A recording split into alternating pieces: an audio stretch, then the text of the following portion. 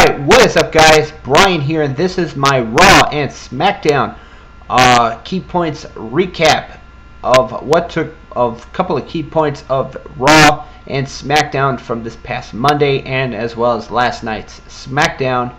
So let's get right into it. There were two things on the Raw side that I thought were actually pretty good as far as one.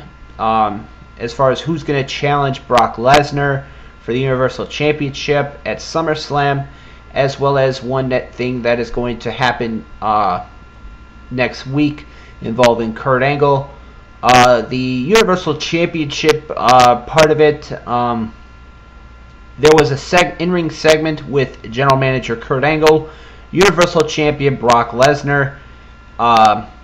They basically, Brock Lesnar came out, or Kurt Angle was in the ring. He introduced Brock Lesnar. He congratulated Lesnar on retaining his championship at Great Balls of Fire. They shook hands. Roman Reigns came out, basically just to say that he wants an opportunity at the Universal Championship at SummerSlam. Samoa Joe would come out to say, kind of saying the same thing. They pretty much would get into like a Reigns and Samoa Joe would get into like a bit of not an argument, but like a scuttle. But Kurt Angle would then make a match for next week, where the winner of the match will go on to SummerSlam to face Brock Lesnar for the Universal Championship. It is going to be Roman Reigns versus Samoa Joe. My thought on this Reigns and Joe match. From what I read earlier, apparently there's talk of having a fatal four-way involving Reigns, Joe, Lesnar, and Braun Strowman. I don't know if that's true or not. It's just a rumor I saw when I was reading. I was reading something about something on one of the wrestling websites. In my opinion, the Reigns-Joe match for next week kind of does not make any sense because these two guys lost at Great Balls of Fire on Sunday, and now they're being put into a match where one of them is going to go to SummerSlam to face Lesnar. If they're doing a fatal four-way at SummerSlam, I could see maybe Braun Strowman coming out next week and beating both of them up. So that could set up a four-way match with those four, or have them do a triple threat. Maybe Strowman comes back next week and beats them both down, and then the following week they do a triple threat where Lesnar does the same thing, comes at it, and then they basically say, "Oh, there's no number one contender," and then Kurt Angle makes it a fatal four-way. Who knows? But like I said, it's only a rumor.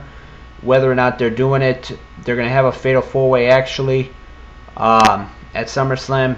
Is only time will tell. But as it looks as of right now, whoever wins between Reigns and Joe will be number one contender.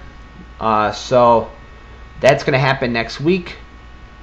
Speaking of next week, on Raw the last few weeks and the last month or two, Kurt Angle has been getting these like text messages. They've been doing this storyline where Kurt Angle is getting like text messages about him. Corey Graves as well has been kind of like the supporter of Kurt Angle. Like he wants to know what's going on and stuff like that. He's been getting he's been getting text messages as well.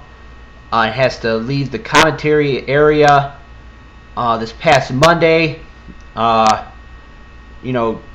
They kind of teased something's going to happen next week where during Raw on Monday, Kurt Angle got a text, and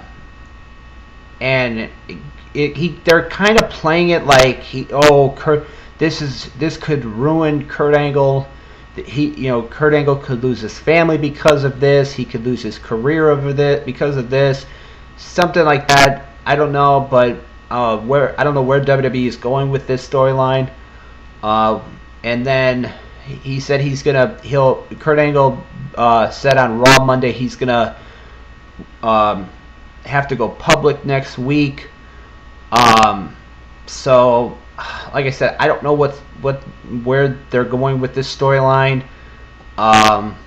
We'll have to wait and see next week. But that whole storyline with Angle from Raw on Monday, and then the whole Reigns, Joe, Lesnar segment was pretty much the only good thing about Raw. There was really nothing else. I mean, like I said, they were coming off the heels of Great Balls of Fire.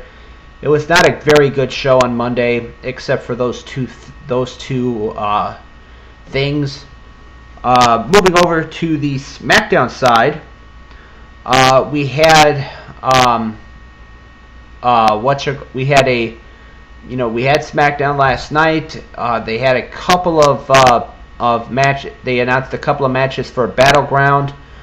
They announced that Baron Corbin, Mr. Money in the Bank, is going to face Shinsuke Nakamura. They announced a fatal 5-way elimination match for the number one contendership to the SmackDown Women's title, where it's going to be Tamina, Natalya, Charlotte, Becky Lynch, and Lana. The winner will face Naomi. I believe they said at SummerSlam. So that should be interesting coming up at Battleground. What is Naomi going to do for that show? We'll have to wait and see. As far as Battleground is concerned, we saw a solid opening segment to open SmackDown. We started it off with AJ Styles, the new United States Champion, who won the title this past Friday night in Madison Square Garden.